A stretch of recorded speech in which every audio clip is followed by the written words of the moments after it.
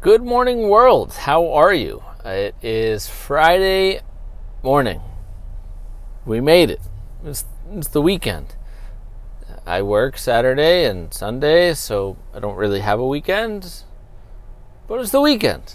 Even though it's, a working weekend, Friday still has that feeling that makes you go, all right, it's Friday. Let's do this. And I hope you guys are, embarking on your last day of the work week. You guys potentially work at a normal hour of the day. I don't. I work overnight. As you know, you join me on my commute home from CBS Sports Radio Network, and that's the point of the week that I'm at right now. My week ended there about 35 minutes ago, and now here I am. It's 6:31 a.m. Eastern Standard Time, July 26th, again, a Friday edition of Dave Talk Sports, the podcast, episode number 27. So, what are we talking about today? We're talking about a lot of things, but we're talking football, NFL, it's coming. All right. I always get interrupted in the middle of my sports talk to point out cars that are doing things they shouldn't be doing. Just stopping in the middle of the road seems to be the go-to move in Manhattan at this time of day. Yeah, I don't like that if you don't have flashers or a blinker on or any sort of sign or signal that you're going to be stopping. And there's no red light, there's no stop sign, and you just stop in the middle of the road. It's a good formula for getting in a car accident, so, Anyway, I try to get myself home safely. You guys join me on my ride home every morning, and tomorrow on a Saturday, you'll join me on the way to work, where I also work at ESPN+. Anyway, we're talking about the NFL. What else are we talking about? You got over-unders on win totals for every team in the NFL are out there. You got Super Bowl odds to win. You got players reporting, some not reporting to training camps. And that's where we're going to kick things off are the notable holdouts of players who decided to not catch the plane, not go to training camp, and not show up, quote-unquote, on time because they want to get paid. Some of them you can say, I don't blame you. You deserve more money. I'm on your side. Some just, again, my favorite term pretty much in sports and life, some of them can't learn how to read a room. If you can read the room, you can figure out that you're not the best at your position in the NFL, or you're just not in a position to demand a raise, demand a promotion, demand crazy, silly, guaranteed money in the NFL. So some people are delusional, as we like to say. So let's go to the notable holdouts that are happening right now as all the training camps are kicking off. We've talked about him before, Melvin Gordon. Melvin Gordon is standing pat. He's not going to training camp. He says, I get that I'm a running back. And he's not actually playing the, well, even though I'm a running back, you should still pay me card. He's just saying that running backs are still super important, and he's a vital part of their team and what they do. And he is actually one of the better running backs in the NFL. He's not Le'Veon Bell. He's not Ezekiel Elliott. He's not Todd Gurley when healthy. He's not that elite back, and I've pointed this out before. He's just not. His numbers look good when he's healthy, but health has been an issue for him. And the running back position in 2019, in 2018 even, in 2017, in the last 5 to 10 years, it's really changed. The running back position in the NFL has evolved. It's become less important. Yes, teams still have balanced attacks between the rush and the pass, but it's just not what it used to be. It's not teams that have guys that are going to get, 30, 40 carries a night that could potentially rush for 2,000 yards. When you have a 1,000-yard rusher, you got a pretty good running back. That's kind of the state of the league. It's such a pass-happy league in the NFL that the running backs have just become somewhat replaceable. Now, James Conner of the Steelers, he's not Le'Veon Bell. But Le'Veon Bell took this stance last year, and he was set to make $14 million a year. So it's not like he was going to be going to the poorhouse. And neither will Melvin Gordon, but he's set to earn between $5 and $6 million a year, this year. But he wants the long-term security. He wants a contract for multiple years. All right, see, I got a guy with his flashers on, so thank you. I know I can go around you. I don't, think that, you got in a car accident. Oh, man, that's rough. This guy's tires look jacked up. The whole side of his car got sideswiped. This looks bad, but he's still sitting in the car. He looks okay. Well, we hope for the best for everybody involved. But, man, it's rough. Oh, he's still driving, though. This car just barely looks drivable. Anyway, this is the Dave Talk Sports podcast. I am your host, Dave Ettinger. This is episode number 27. You can subscribe to my YouTube channel named Dave Talk Sports right below this video. You can also drop some comments in the YouTube comment section as well. I'll answer all your questions. I'll, talk about them on the air. Absolutely, we can get you involved as well, make this an interactive show, podcast, not a problem. You can also find me on my website and Facebook page, both named Dave Talk Sports, and you can find me on Twitter at Dave Ettinger 2. I generally post, a tweet here or there, but I usually repost, retweet, share different videos, kind of the most interesting video of the day. Yesterday there were multiple videos, but it was the Steve Ballmer day. Steve Ballmer, the owner of the Clippers, just going bananas. This guy's energy level is unheard of. Absolutely unheard of. So, back to the NFL. So, Melvin Gordon taking a stand. I don't really know how this one's going to end. We've also talked about Jadeveon Clowney. He's decided not to report to training camp as well. His is more a dispute between what position he's being listed as. And as I've mentioned, you earn more money when he listed, I think it's I know we talked about this already, but I think it's $1.4 million, the difference in how much money he'll earn whether he's listed as a linebacker or as a defensive end. So he's kind of taking a stance on that, and that's why he's holding out. So that's a little bit different, and it's a pretty interesting scenario. Also notable holdouts, Ezekiel Elliott did not get on the plane to go with the Dallas Cowboys. This is another guy. Again, all these guys, they want to get paid. Show me the money. Little Jerry Maguire, show me the money. Now, there's not much to say about Ezekiel Elliott. We all know how good he is. Dak Prescott is the quarterback of the Cowboys. He's fairly limited. I think when you saw when Zeke was out on a suspension, when he's not on the field, the Cowboys are a different team. They're not as dynamic. They're not as well-rounded. So Ezekiel Elliott is one of those running backs who, excuse me, yawn in the middle of the podcast. Not going to lie, I am tired. By the time Friday rolls around, it's a long week of working overnights. It wears on you. I am tired. I will also be heading to one of my other jobs, we would call my third job at the gym that I've talked about before. So that's where I'll be heading in a couple of hours. So no rest for the weary, but we're not complaining. We just keep it moving. If you're moving that way, you're moving forward, you're working towards your dreams and your goals, you're doing the right thing. You're doing a good job. So I'm not here to complain.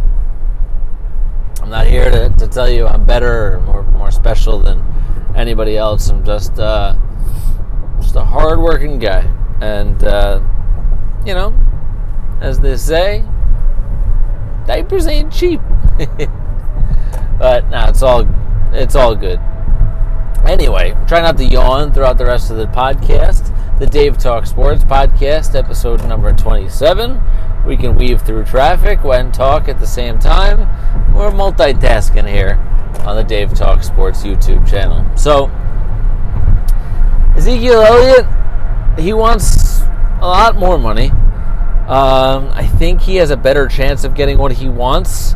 One, he's down there in Jerry's world. Jerry's never been opposed to paying people or overpaying people. You have Amari Cooper, who's now there, another offensive talent who wants to get paid. You also have Dak Prescott, who wants to get paid. That's another story. While he's not holding out, Dak Prescott, as mentioned, is limited. He is a limited quarterback. He is not able to carry a team and put him on that right shoulder. He doesn't throw the ball down the field all that much, and when he does, he's not effective. I know that Amari Cooper is a nice, addition that he got last year. I also think Amari Cooper's numbers when he got to Dallas were quite inflated, and they may stay that way because he's, outside of Zeke, their best offensive option. He's their best option through the air, but I don't think he's a number one wide receiver in the NFL. So Dak Prescott, it's a mixed bag. It's a mixed set of emotions, really. I'm by no means a Cowboys fan. I actually generally dislike the Cowboys, but you can't win without a quarterback, at least a good one. But he's good. Dak Prescott's good. He's not great, but you can't win without a good quarterback. And while you don't want to pay him $30 million a year, the way the NFL works is the next quarterback that's set to be paid. It's just like a line. There's a lineup. You stand in line. Next man up. Time for you to get paid. It's the quarterback carousel of who's getting paid next in the NFL under center. Next guy up, pretty much Dak Prescott. It'd be like the check you don't want to let go of. You hand it over and you hold on for dear life and let someone rip it out of your hands, because it's like, how am I going to hand Dak Prescott $30 million freaking dollars a year? The guy sucks. But he's better than the alternative. And that's the case in the NFL. When you need a quarterback and you kind of have one, you got to hold on to one for dear life. So it's an interesting situation there in Dallas. Interesting situation in Jacksonville. Yannick Ngakoue, he gets after the quarterback, right? He's got more sacks than a lot of other notable defensive end and defensive tackles, and I think that he's a really, really solid player who, in my opinion, deserves to get paid. He's set to make, I believe, $2 million this year. I mean, he's got a lot of sacks over the last couple of years. I think he's got almost 30 sacks since 2016. I pay him. As John Malkovich said in Rounders, pay him. Pay that man his money. I think you got to pay him. I don't think the Jaguars are going to be all that good. They paid Nick Foles. Their defense is still good. That's not a good team, though. Like I mentioned, we're going to talk about some over-unders in the NFL and win totals. Let's jump on the Jaguars right now. Their over-under for wins is 8. I know Nick Foles has won a Super Bowl. I know that he had one incredible year. But he's not that good. Nick Foles is not that good. Again, comparatively speaking, when you have a guy who resembles a quarterback, you hold on to him for dear life because those guys don't grow on trees. But Nick Foles is not winning 9 or more games. I don't bet on sports anymore, but if I did, I'd be betting a lot of bananas on the under for the Jaguars. Trust me. So, I hope Ngakoue gets paid. He deserves his money. Pay him. Now, potentially the best wide receiver in the NFL. Now, maybe you'll say that's Antonio Brown, Julio Jones, DeAndre Hopkins, who didn't drop a pass last year, which is still ridiculous. Odell Beckham Jr., if he ever stays healthy, has the potential to be the best receiver in the league. There's a lot of really, really good receivers out there. But this man has the most receptions in the NFL since 2016. Can you name him? I'll give you a second. As you're watching, post it. Post it right below this video in the YouTube comment section. Who has the most receptions in the NFL since 2016? All right, time's up. His name is Michael Thomas.